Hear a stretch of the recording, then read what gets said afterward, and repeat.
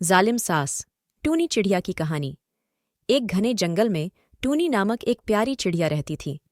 वो अपनी माँ के साथ एक पेड़ के खोखले में रहती थी। टूनी बहुत मेहनती और मिलनसार थी। एक दिन टूनी जंगल में उड़ रही थी कि उसे चिंटू नामक एक चिड़िया से प्यार हो गया। चिंटू भी बहुत ही सुंदर और दयालु था। दोनों ने शादी करने का फैसला किया और जल्द ही उनकी शादी हो गई। शादी के बाद टूनी अपनी सास के साथ रहने लगी। टूनी की सास बहुत ही जालिम और कठोर थी। वो टूनी को हर काम में ताना मारती और उसे हमेशा परेशान करती। सुबह जल्दी उठकर टूनी सारे घर के काम करती, फिर जंगल से फल और दाना इकट्ठा करती। लेकिन उसकी सास कभी भी उससे खुश नहीं होती थी।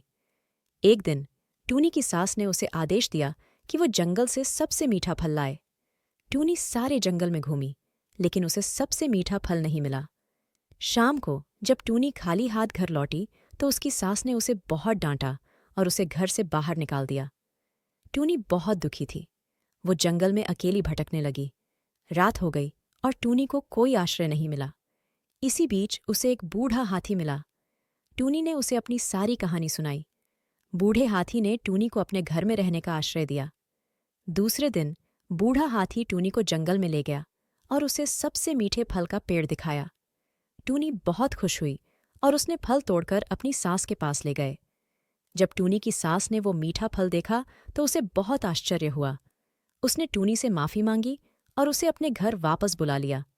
टूनी अपनी सास के साथ फिर से रहने लगी, लेकिन अब उसकी सास पहले जैसी जालिम नहीं रही थी।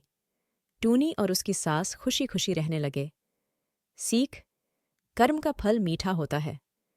बुराई पर अच्छाई की हमेशा जीत होती है।